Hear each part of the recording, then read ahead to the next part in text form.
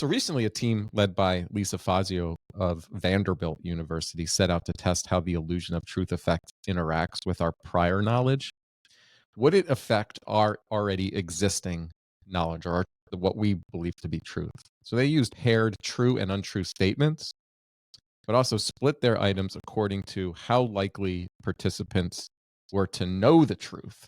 So the Pacific Ocean is the largest ocean on Earth, is an example of a known item, which also happens to be true. And the Atlantic Ocean is the largest ocean on Earth, which is an untrue item for which people are likely to know this is actual truth. Their results show that the illusion of truth effect worked just as strongly for known as for unknown items, suggesting that prior knowledge won't prevent repetition from swaying our judgments of plausibility. So to cover all bases, the researchers performed one study in which the participants were asked to rate how true each statement seemed on a 6-point scale, and one where they just categorized each fact as true or false. Repetition pushed the average item up the 6-point scale and increased the odds that a statement would be categorized as true.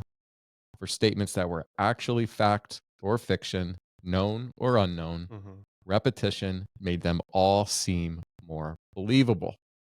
Basically, it's this. You say things enough times, it doesn't matter if it's factual. It will become the truth for people who hear it. And this is the problem with my field. We accept these ideas as truth because we're conditioned to blindly follow authority without question.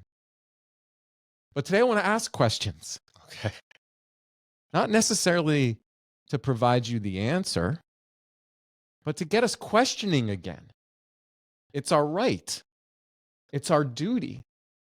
And we'll use the mental health and medical field as a way of trying to highlight problems that exist, where we speak falsehoods enough that it becomes a collective truth. I've spoken about John Ioannidis before, the researcher from Stanford.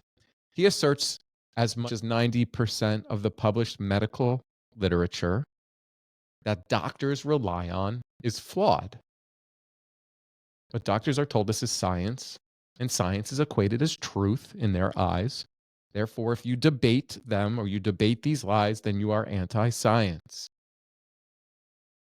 According to Dr. Ioannidis, the medical misinformation mess that exists comprises of 4 key problems.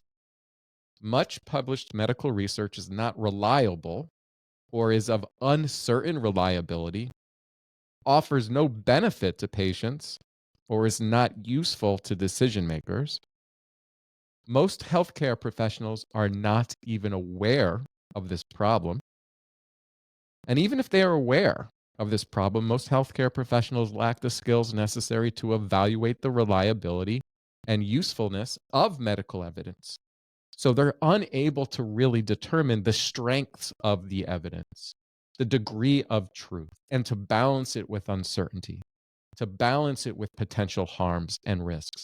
And as we found out with even talking to Dr. Kristen Ryman, you're not even expected as a medical professional in a lot of settings to provide what is a legal and ethical imperative, informed consent, because it takes too much time. And they provide 8 to 10 minutes, and some of that includes writing up the note so you can bill it to the insurance company and get paid. Patients and families lack relevant, accurate medical evidence and skilled guidance at the time of medical decision making. So you are making decisions in your medical health for your well-being, not based on best available evidence, but what you think to be true. And that's my big problem. And one of the problems I have with the mental health field, because it's so bad, is you now have therapists and psychologists saying things over and over again as if they're truth. And they have no idea. Like, many of them have never even read a paper start to finish, let alone can understand it. They are just repeating the lies over and over and over again. I'm tired of the glossed over looks, to be honest with you. You know, like I'm the crazy one. I know, like, you look at somebody, you try to have a conversation with you, and they look at you like, well, this is what I was told, and this is what I know. So this is the truth, and this is what you should be doing. And I'll tell some stories today with some of the consults I've been doing around the country. But I want to start with the first one. I just want to ask questions, right? Mm-hmm. Reasonable person. Yeah. Okay. And I think we should probably ask some really critical questions. Just want to start with reading some things. November 10th, 2021, the FDA updated the safety label for Effexor XR, widely prescribed antidepressant. I think it's an SNRI, to include post-marketing reports of serious discontinuation symptoms, including completed suicide, suicidal thoughts, aggression, violent behavior. On that same day, the FDA updated the safety label for Prestique, another SNRI, to note that there have been post-marketing reports of serious discontinuation symptoms, including completed suicide, suicidal thoughts, and aggression, including hostility, rage, and homicidal ideation when people start to reduce the dosage. November 13th, 2020, the FDA updated the safety label for Trintellix to include aggression, agitation, anger, hostility, and irritability under post-marketing experience in the adverse reaction section. Italy, May 18th, 2017. The Italian Medicines Agency sent out a reminder to healthcare professionals about the use of antidepressants, the risks in children and adolescents. The reminder warned against the use of Paxil in under the age of 18 because of lack of data on efficacy, in addition to the increased risk of suicide and hostile behavior. December 23rd, 2016, FDA updated the safety label for Zoloft to include a warning of suicidal thoughts or actions in patients aged 24 and younger. Pediatric patients are to be monitored for suicidal thoughts, clinical worsening, and unusual behavior. In June 2001, a Wyoming jury was awarded $8 million to the relatives of a nonviolent family man and doting grandfather who had gone on a shooting rampage after taking an antidepressant prescribed for anxiety. 2 days later, the father put 3 bullets, each to the heads of his wife, his daughter, and his 9-month-old granddaughter before killing himself. The jury determined that paroxetine, which is Paxil, I believe, can cause people to become homicidal and suicide, and the drug was 80% responsible for the ensuing acts. Repeated administration of a low dose of Prozac to adolescent hamsters dramatically increased offensive aggression and altered the development of brain areas directly associated with controlling aggressive responses. Here's a quote.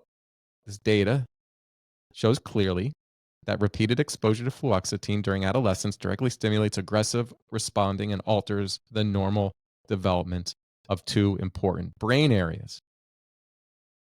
Is it possible the mass psychiatric drugging of young people has led to a rise in mass shootings and school shootings that occur only after the years we started administering these drugs? Highly possible. Highly probable. And if we have all these regulatory advisements about these drugs, warnings, they're warnings. These international drug regulatory warnings that these drugs create suicide, hostility, and violence, then why hasn't the United States government investigated the role of these drugs in our school shootings? These are questions we don't ask. Where's our media? Why aren't we critically evaluating this? Mental health professionals. Ladies and gentlemen, I've been talking to, parents across the country because they don't know what to do anymore.